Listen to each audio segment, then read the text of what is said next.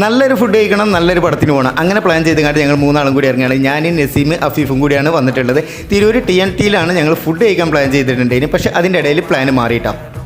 Vegetarian food കഴിക്കാമെന്ന് last finally തീരുമാനമായി. അങ്ങനെ ഞങ്ങൾ ഇതാ തിരൂരിലുള്ള ഗണപതി ഭവനിലാണ് വന്നിട്ടുള്ളത്. ഇവിടെ അത്യാവശ്യം നല്ല തിരക്കുണ്ട് കേട്ടോ. ഇവിടെ വന്നപ്പോൾ നമ്മളെ കോമൺ ഫ്രണ്ട് ആയിട്ടുള്ള ഒരു ഏട്ടനെ കണ്ട് ഞങ്ങൾ അവരായിട്ട് കുറച്ച് നേരം സംസാരിച്ച് നമ്മളെ സബ്സ്ക്രൈബർ ആണെന്നൊക്കെ പറഞ്ഞിട്ട് എന്താ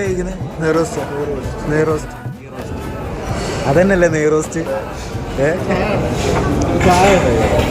നെയ്റോസ്റ്റ് വന്നിട്ടുണ്ട്. വാവ്, നെയ്റോസ്റ്റ് മടക്കി വെച്ചിട്ടുണ്ട്. ചട്നി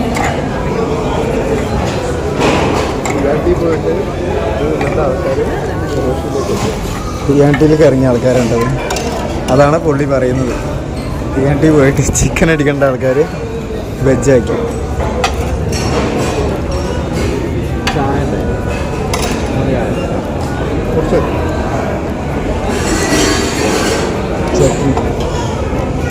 ചട്ടിനി കൂടെ ഉണ്ടായി. അങ്ങനെ എല്ലാവരും ഒരേ സ്വരത്തിൽ പറഞ്ഞ് നെയ്റോസ്റ്റ്.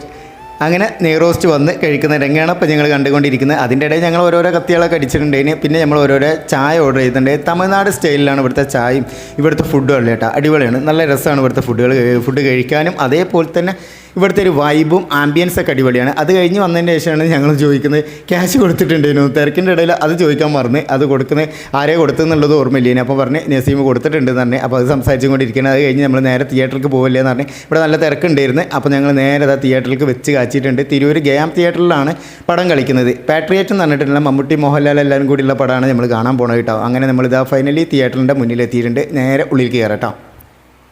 നമ്മളൊരു സബ്സ്ക്രൈബറെ കണ്ടു കേസ്. ഇവരെന്നെ കണ്ടേക്കിനെ ഓടി വന്നിരിക്കുന്നു. ഇങ്ങോട്ട് നോക്ക്.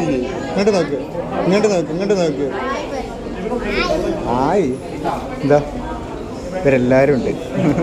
അവർ നമ്മളെ സബ്സ്ക്രൈബർ മാത്രമല്ല കേട്ടോ, നമ്മളെ കസിനും കൂടിയാണ്. അങ്ങനെ ഞങ്ങൾ ഇതാ തിയേറ്ററിൻ്റെ അകത്ത് കയറി ഒരു ഫോട്ടോസും വീഡിയോസൊക്കെ എടുത്ത് അത് കഴിഞ്ഞതിന് ശേഷം തന്നെ പടം തുടങ്ങിയിട്ടുണ്ട് കേട്ടോ. പടം തുടങ്ങിയ ടൈമിന് ഒരു ഹിന്ദി മൂവി സ്റ്റാർട്ട് ചെയ്ത പോലെയാണ് എനിക്ക് ഫീൽ ചെയ്തിട്ടുണ്ട്. അടിപൊളി വിഷ്വലും കാര്യങ്ങളൊക്കെ കേട്ടോ, അടിപൊളിയായിട്ട് ചെയ്തിട്ടുണ്ട്. അതേപോലെ തന്നെ ക്യാമറ എഡിറ്റിങ് കാര്യങ്ങളൊക്കെ സൂപ്പറാണ്. എല്ലാവരും അഭിനയം അടിപൊളിയാണ്, സൂപ്പറാണ്.